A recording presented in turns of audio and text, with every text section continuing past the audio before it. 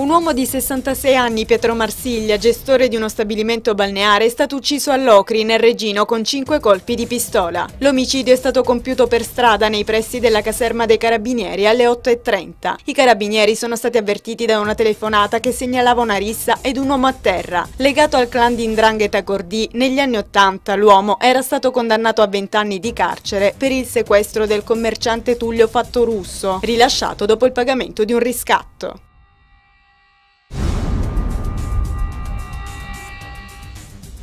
Denaro contante, titoli e assicurazioni per un valore complessivo di 7.500.000 euro sono stati sequestrati all'ex consigliere regionale della Calabria del PDL Santi Zappalà, condannato nel giugno scorso in primo grado alla pena di 4 anni di reclusione per corruzione elettorale aggravata dalle modalità mafiose. Il sequestro dei beni è stato eseguito dalla Guardia di Finanza e dai Carabinieri su disposizione della DDA.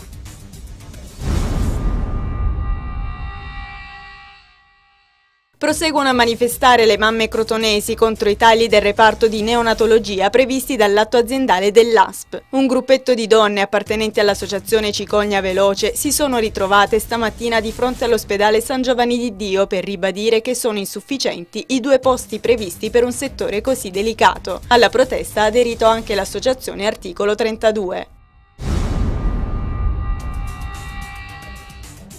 È iniziato oggi a Reggio Calabria il convegno nazionale di radioprotezione. La sede del convegno, che durerà fino a venerdì 14 ottobre 2011, sono le sale del Consiglio regionale della Calabria. Durante il meeting si è discusso delle radiazioni dell'ambiente che hanno assunto un grado di importanza decisiva. La cultura della radioprotezione ha bisogno, secondo la presidente dell'ARPA Calmarisa Fagà, di momenti di sintesi in cui hanno modo di confrontarsi vari aspetti.